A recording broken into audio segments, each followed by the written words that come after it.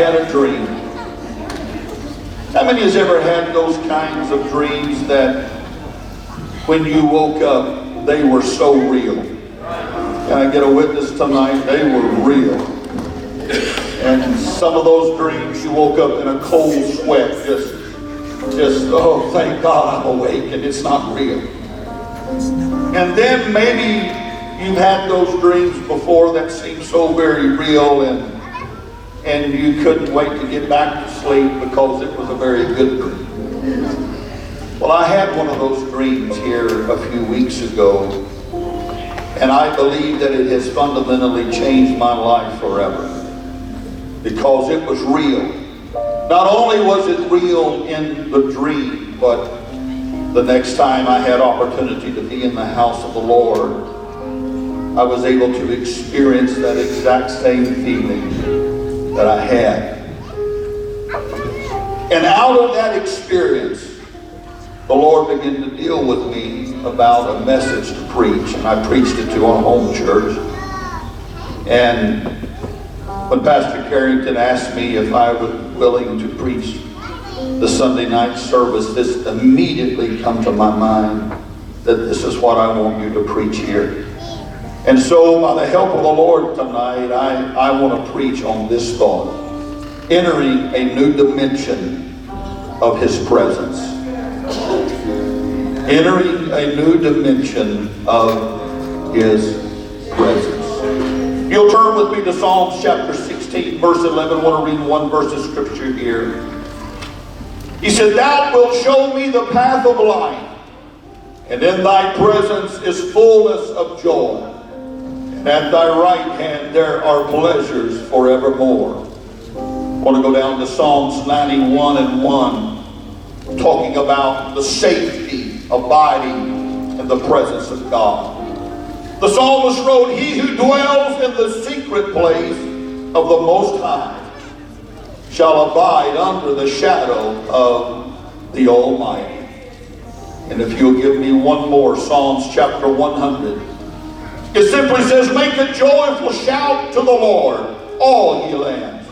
Serve the Lord with gladness. Come before His presence with singing. Know that the Lord, He is God. It is He who has made us and not we ourselves. We are the sheep of His pasture. Enter into His gates with thanksgiving and into His courts with praise. And be thankful to Him and bless His name. For the Lord is good, and His mercy is everlasting, and His truth endures to all generations." Would you help me tonight in praying for this message by lifting your hands and begin to magnify the Lord one more time, exalting Him. Hallelujah, hallelujah, hallelujah. God, we love you today. We give you all praise. We give you all glory. God, I'm asking you to anoint these lips of clay tonight. I'm asking you to anoint our ears to hear, anoint our minds to understand, and anoint our hearts to receive your word. In Jesus' mighty name, amen. God bless you. You may be seated tonight. He had anticipated this event for an entire year. Probably his heart was bubbling with excitement, and he could barely wait for the privilege would be his and his alone to experience. Everything leading up to this moment was going to be just right. He would spend time meticulously examining his clothes and going over the ceremonial rituals and procedures. There was no question he was excited, for it was only once a year that the high priest would take the blood of atonement into the Holy of Holies. Yet through all the jubilant anticipation, a serious question loomed in his mind. In fact, this question may have caused his blood to run cold, because he began to wonder, will I make it out alive? For it was inside the Holy of Holies where the Ark of the Covenant, the very representation of the presence of God, dwelt. And this sacred ark contained Aaron's wooden rod that had budded, and some manna that God used to sustain the children of Israel in the wilderness, and the 10 commandments of God written on stone. And situated atop of the ark of this covenant was a lid made of pure gold, and on each side of the lid was a cherubim made of beaten gold. The wings of the cherubim stretched toward one another, and their faces looked directly down to the lid of gold. And this golden lid in the area between the cherubim's wings were called the mercy seat. This was the place where God had said in Exodus 25 and 22, I will meet with thee and commune with thee. Hallelujah. This was the habitation of the Most High. This was the place where God's presence chose to dwell. And tradition says and tells us that there was no need for the burning of a lamp in the Holy of Holies, because the presence of God illuminated the room. You see, it was only once a year that the high priest was permitted to go into that sacred place. It was not to be taken lightly, for everything about the high priest's preparation and entry into the holy place had to be according to the law of God that he had given to Moses. Certain ceremonies and procedures had to be followed to the letter. No variations were acceptable. If something was omitted or a procedure that was left out or not followed exactly, it could cost the high priest his life. This place was filled with the life-giving presence of God, but his presence could also prove to be one of swift, immediate judgment. But I pause here tonight for a few moments, amen, and tell us that God's presence is not something that we should treat as common or take for granted. The very glory of God, the awe-inspiring experience to be able to stand in the presence of an almighty God is something that is not just commonplace, but all it is something that we should reverence highly. God's presence is something that we should never treat as common or take for granted. To the lost, to the sinner, the first encounter with God's presence is one of no doubt overpowering love. Oh yes, sin is confronted. Conviction begins to settle in the heart, the mind of every soul of the sinner. But mind you, tonight, in the presence of God, the sinner should never feel condemned. They feel the love of God, the grace of God, the mercy of God, showing them a better way. And the sinner feels wrapped up in the love of God, for love is the very essence of God's presence. But to the believer, to the saint of God, entering into God's presence is something that we can experience each time that we pray. Every time we go into our closet of prayer, or every time we're driving down the highway, and all of a sudden something begins to well up on the inside of us, and we begin to have a personal moment with God. We feel His presence. We can experience every time that we gather together like we have this weekend in corporate prayer and corporate worship. For any time where God's people has gathered together, God said, I'm going to be there. Jesus said in Matthew 18 and 20, He said, for whether 2 or 3 are gathered together, there am I in the midst of them. Can I tell you tonight, God is here.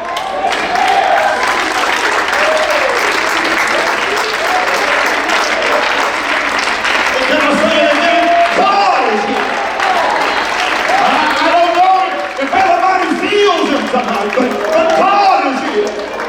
Hallelujah. I felt Him from the very beginning. Why?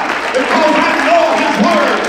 And His Word tells me if I can just get together with some of God's people, there is no doubt God is going to be there.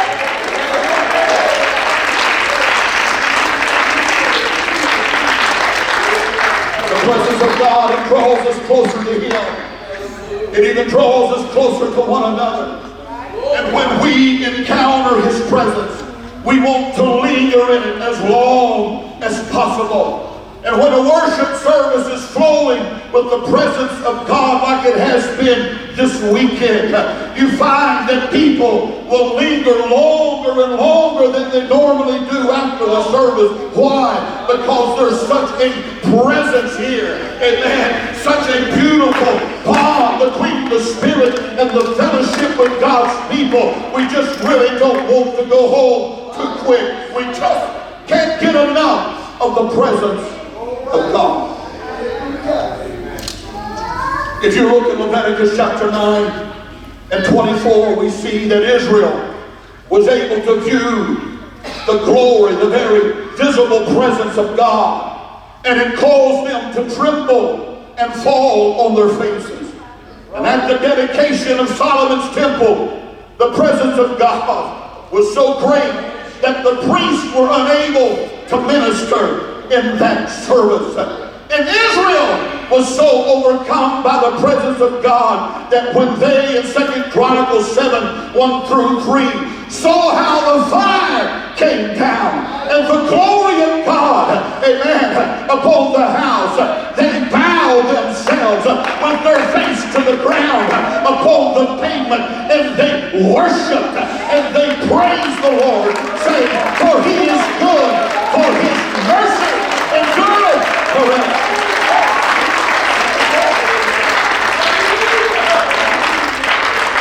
When the prophet Isaiah was in the presence of God, the Bible tells us that he saw the Lord high and lifted up, and His train filled the temple.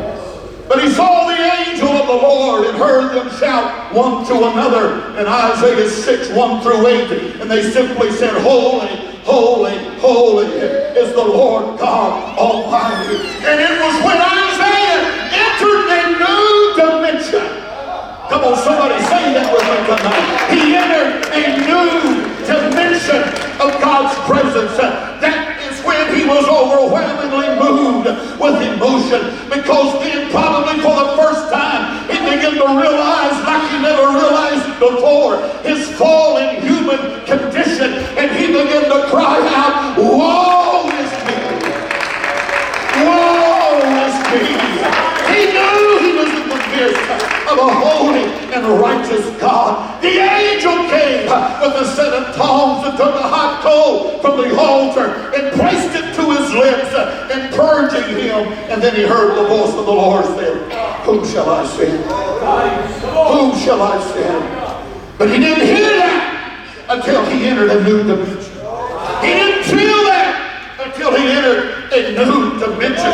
And he did not respond the way that he responded until he felt something that he had never felt before. And then he began to say, here am I, here am I, here am I, send me, Lord. I'll do whatever you want me to do. I'll be whatever you want me to be. I'll go wherever you want me to go. What happened? What changed? He entered a new dimension. Oh, somebody let me praise tonight.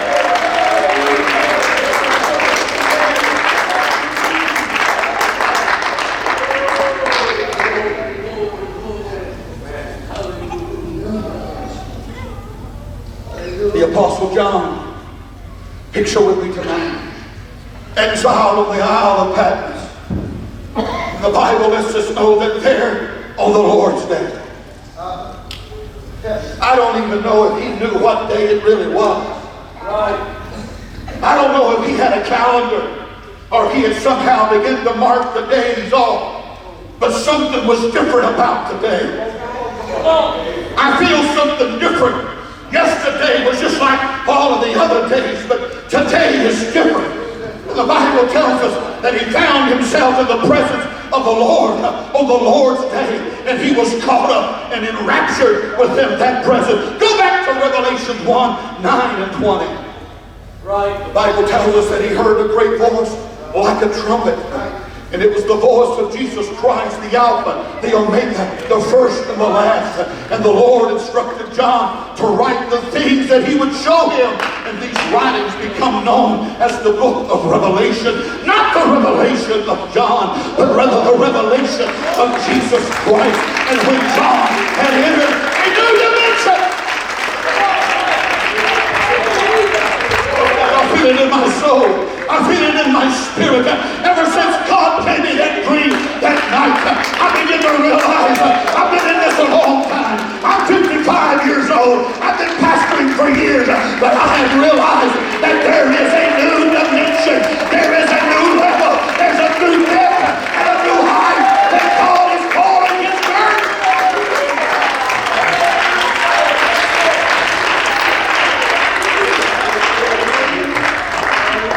When John entered that new dimension, he was so enraptured of the presence of God that he fell on his face as dead. I tell you, the presence of God is incomparable to any other encounter. I don't know what time it was for the character, but in my dream, I wasn't preaching. But I was standing over on this side of the platform. I really don't know what they were singing or what was going on. And it wasn't as if I was standing there looking up, but it was as if I was over there looking at me over here. And all of a sudden I began to feel something in praise that I had never felt before. I began to feel something as I had my hands lifted toward heaven. Mind you, I was born and raised in this. Amen. I slept under a Pentecostal pew. I was whipped under a Pentecostal pew. Amen. I shouted around the Pentecostal pew. This is all I have known all of my life. I have delved to the depths. I have gone to the heights. I've gone to the widths. Amen. But I realized that night in my dream that I had not attained, amen, to the level that God has for me. Amen. And when I got to that next service,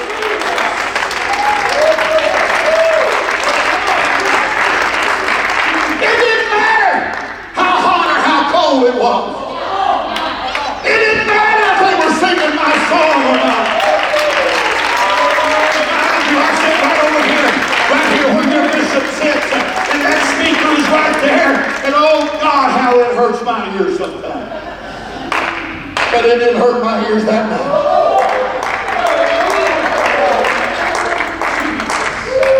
Why?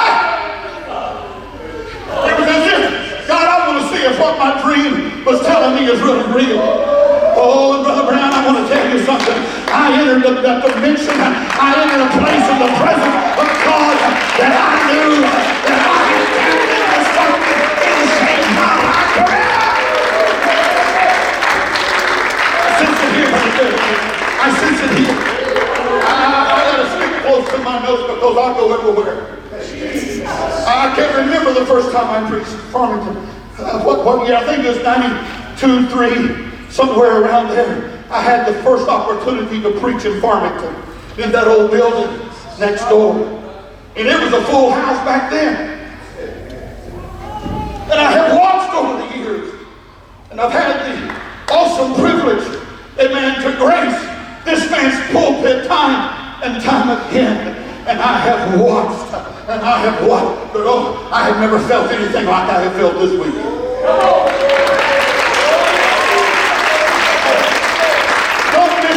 And then misunderstand what I'm saying, because we've had some church next door. But there was something about when I entered into this place, and I heard and I came to worship, and I sensed the spirit of service as people begin to wait. I don't know what your new dimension is going to be. Amen. You may reach a new dimension of servanthood. You may reach a new dimension in faith. You may reach a new dimension in praise. You may reach, well, I don't know what it's going to be, but I'm here in the Holy Ghost. It's happening. God is taking us.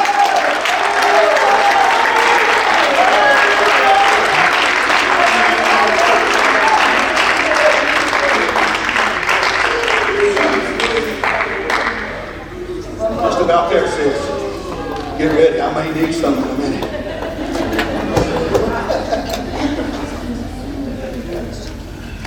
It has been asked, what is it?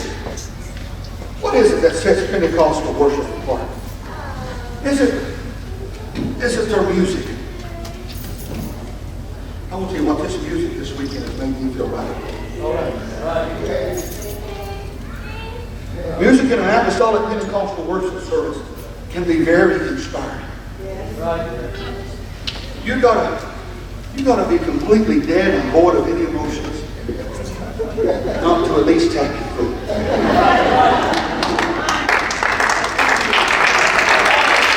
That was my father-in-law's specialty.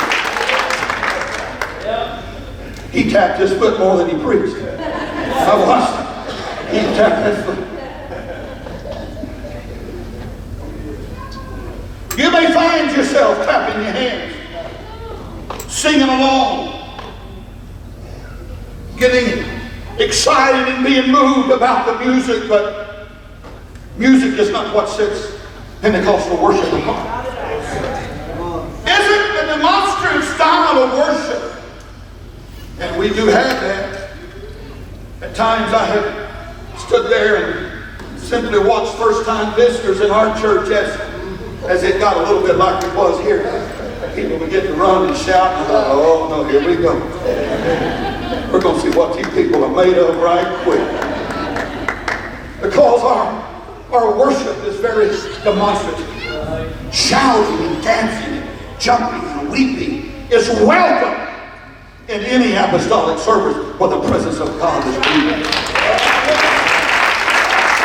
But as demonstrative as Pentecostal worship may be, that's not the element that sets us apart. Isn't our emotional response to worship? You see, we are commanded in Deuteronomy 6 and 5 to love God with every ounce of our being.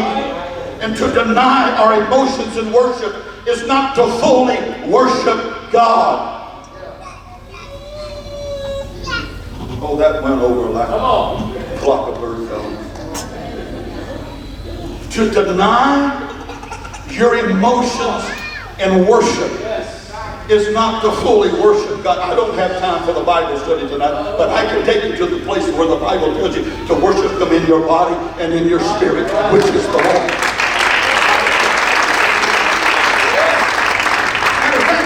The Bible tells us in 1 John 4 and 8 that God is love. And what is love?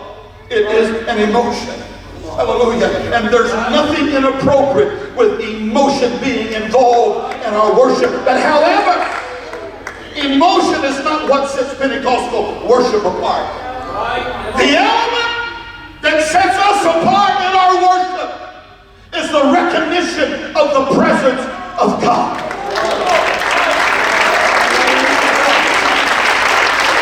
Well, I've been around a long time.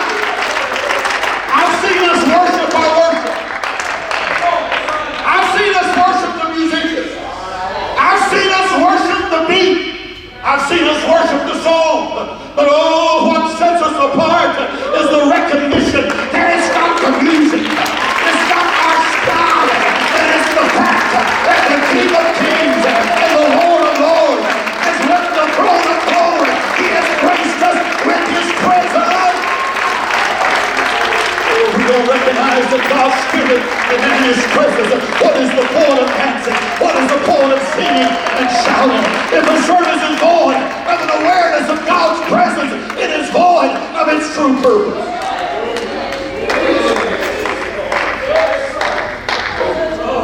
We may feel excited. Amen. They may preach on our candlestick. They may sing our song. Amen. We may be touched. Amen. But we will not be changed if the presence of the Shekinah glory of God is not in the house. Because it's the presence of God that changes lives.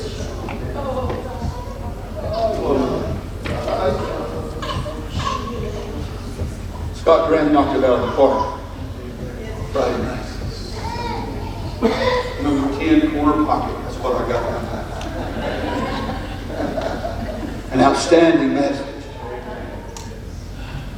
10 in the corner. Brother Carrington, the younger, my. I had to preach after that. An outstanding message. Going back and remembering all my flaws and how broken that I am. And here I am tonight, nervous as a cat on a hot tin roof. Wondering why in the world am I here? I don't deserve to be here. And hopefully something that I say will make a connection with you. It's been my prayer, God help me to connect with this congregation. But I understand and know full well that I can't change anybody.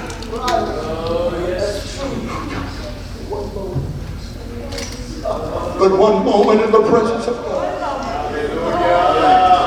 if I could just get you to that place that you can see that I haven't felt what he felt. I wasn't in his dream, and I understand that, and I realize that you were not there.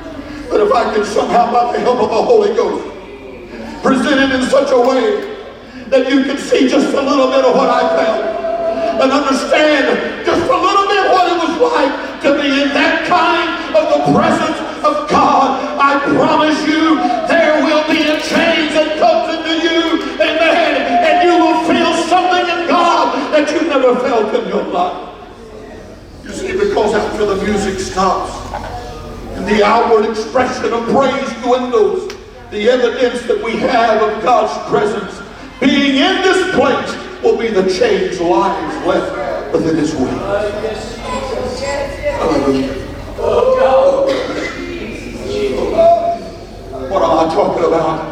I'm talking about there is a new dimension. I don't know what it is for you.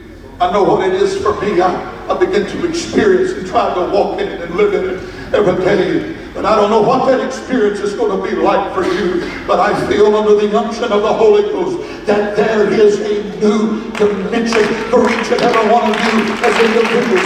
There's a new dimension and a new level among the servant team of this church, among the leaders of this church, hallelujah, among the ministry of this church. And God is going to take this church to a level that has never been before in all of its history.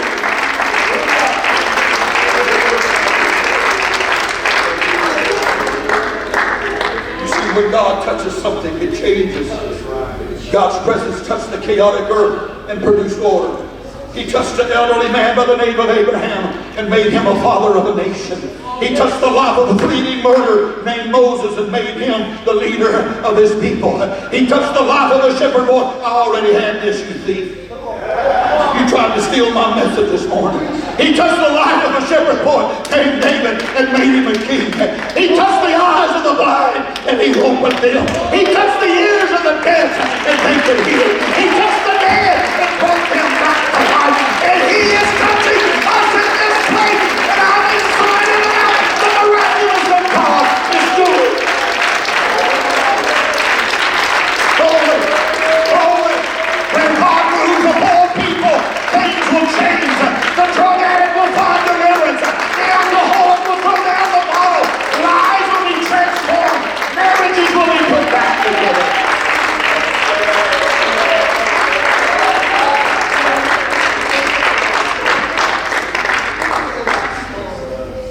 You see, you can maybe see that there's a lot of emotion. There's a lot of spirit in what we do.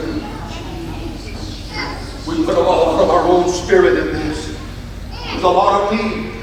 There's a lot of my own spirit in what I'm preaching because God uses my personality and He uses my life. Amen. Every musician and every singer and every time you lift your hands to pray, there's a lot of your spirit that is in there. Amen. But when it comes to this miraculous, the Apostle Paul began to pull it all together. In 2 Corinthians 3:17, he said, now the Lord is that Spirit. That's right.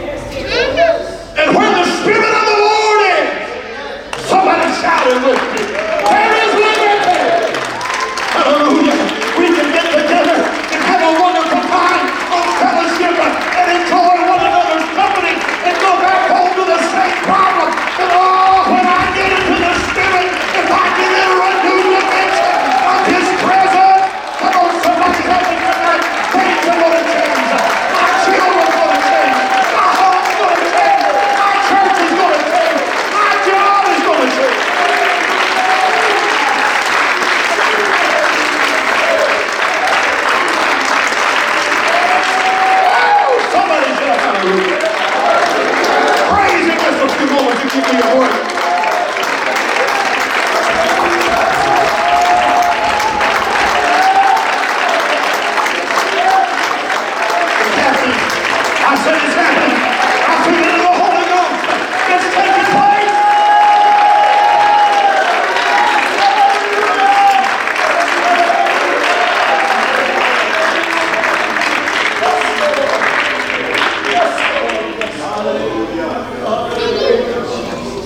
His presence there's fullness. Everybody say fullness of joy. Oh, when's the last time somebody began to laugh in the Holy Ghost?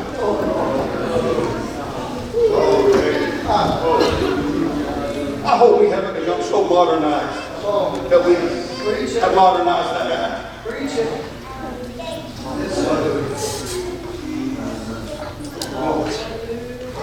You see, there is nothing empty or shallow about the presence of God. Turn to your neighbor and say, He's deep. Not me, God. The psalmist said in 92 and 5, rather, O Lord, how great are thy works. It's an exclamation mark. It's, oh Lord, how great are your works. And thy thoughts are very deep. You see, His presence is deep and it's abundant and it's overflowing. His presence we find more than we can ever need. The Apostle Paul in Ephesians 3:20 says, now unto Him that is able to do exceedingly abundantly above all that we can ask or think, according to the power that worketh within us. Oh, hallelujah. He kind of qualified that there. He has me going. I was all excited. And then he said, it's up to you. It's up to you. And I found out that I had been operating a long, long time beneath the level that God had for me. Grandma, there's a new dimension. When you and Brother Knight went to Copper's Cove, you brought that church into a new dimension that had never been before.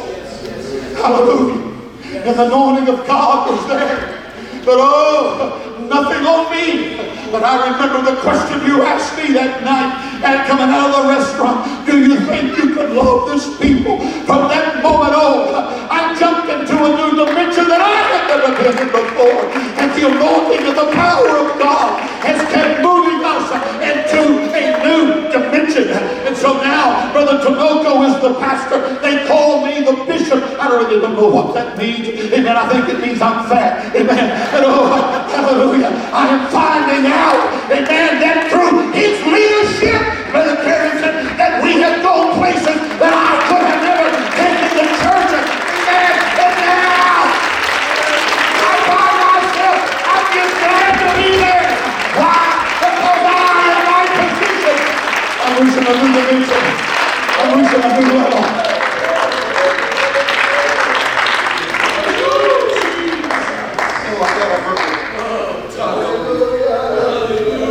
I'm used to having a timer on the back. They actually put a timer on me and they count down. I love this church. You don't have that time. But there's no way to write an exhaustive study on His presence. Understanding His presence goes beyond the capacity of our mind. And the volumes that can be written on the fullness of God and His presence wouldn't even scratch the surface of who He really is. The Apostle Paul again took pen in hand in Romans 11:33. He said, oh, the depths of the riches, both of the wisdom and the knowledge of God. How unsearchable are His judgments and His ways past finding out. And so John 21:25, speaking of Jesus Christ, said, the world itself could not contain the books.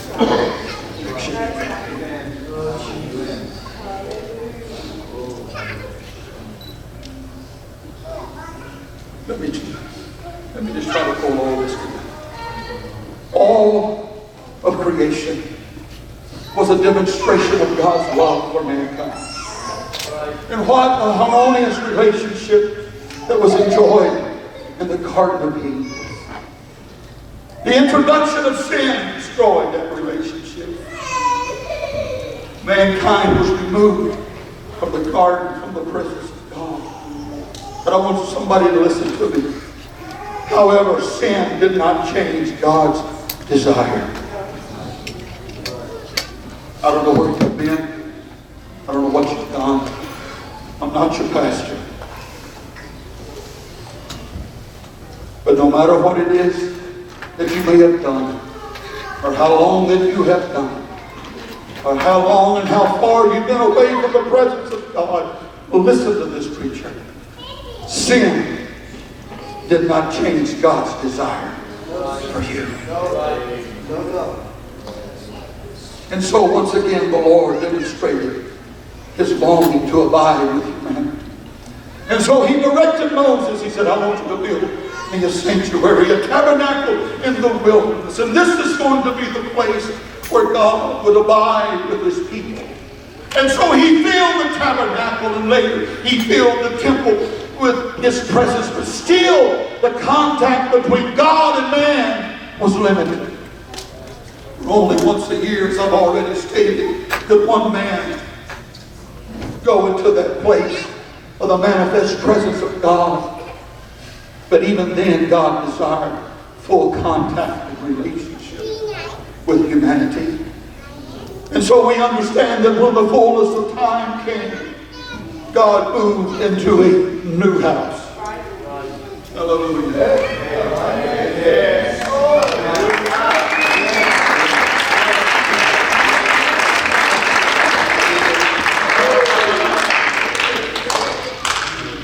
We have moved into a new house.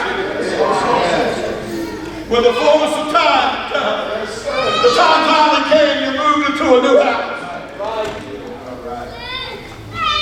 Representative of what I'm talking about tonight, this new house that God moved into was not a house made of wood or stone, but of flesh and blood. And so God was incarnate in Jesus Christ. So 1 Timothy 3:16, and without controversy, great is the mystery of godliness. God was manifested in the flesh, justified in the spirit, seen of angels, preached unto the Gentiles, believed on in the world, received up into glory. Galatians 4:4-7. But when the fullness of time was come, God sent forth His Son, made of a woman, made under the law, to redeem them that were under the law, that we might receive the adoption of sons. And because you are sons, God has sent forth the Spirit of His Son into your hearts, crying, Abba, Father. Wherefore thou art no more a servant, but a son. And if a son, then an heir of God through Christ. Hallelujah. You see, and then from the very beginning, God was creating this new dimension for the church. So no longer was God housed in a tent among His people, but He became like one of His people. And so in the person of Jesus Christ, God now lived among men, and the glory was still surrounded, because with nothing to protect man from God's pure glory, we couldn't exist. Exodus 33:20 says, and He said, Thou cannot see my face, for thou shalt no man see me and live. But even this did not stop the Lord's desire to commune with mankind. And so He desires communion that does not require a shrouding of His presence and glory. We are not there yet. If our musicians will come, I'm coming to a close. But one day, the Bible tells us that now we look through a glass of it. We just see in part and we know in part.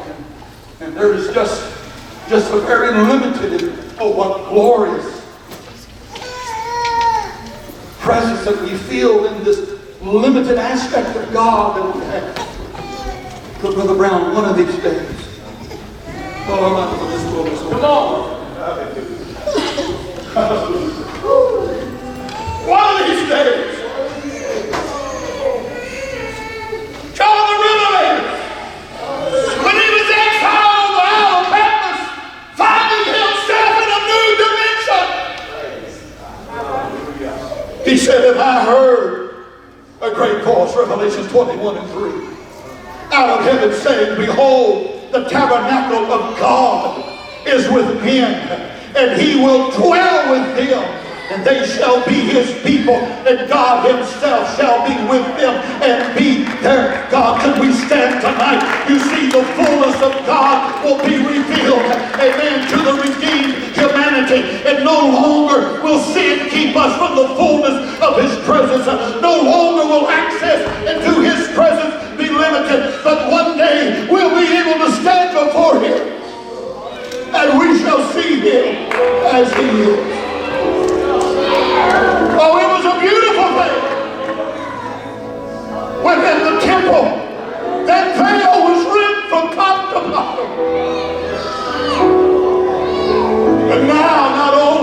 high priest. But anybody could boldly approach the throne of grace. But let me preach to the old timer. Let me preach to the saint of God that's been here a long, long time. I'll never forget it. In my childhood, I remember my childhood pastor, Brother Moore, Brother Roger Moore in Perryton, Texas. He said, I won't be surprised if the Lord doesn't come back before the 80s. This was way back in the 70s, way early 70s. And I'm thinking, oh God, I got to get ready.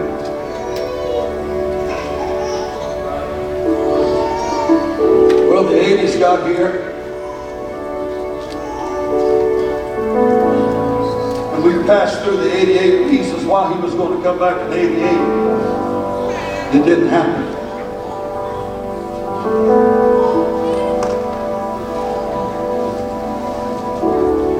I get kind of nostalgic every once in a while.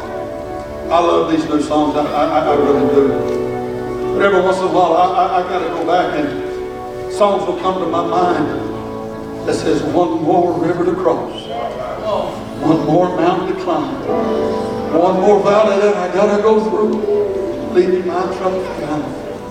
One more battle with the devil, and I know I'm going through with Jesus.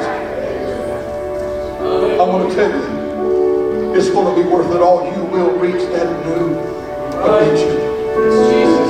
One of these days, Pastor, we're going to hear him say, well done.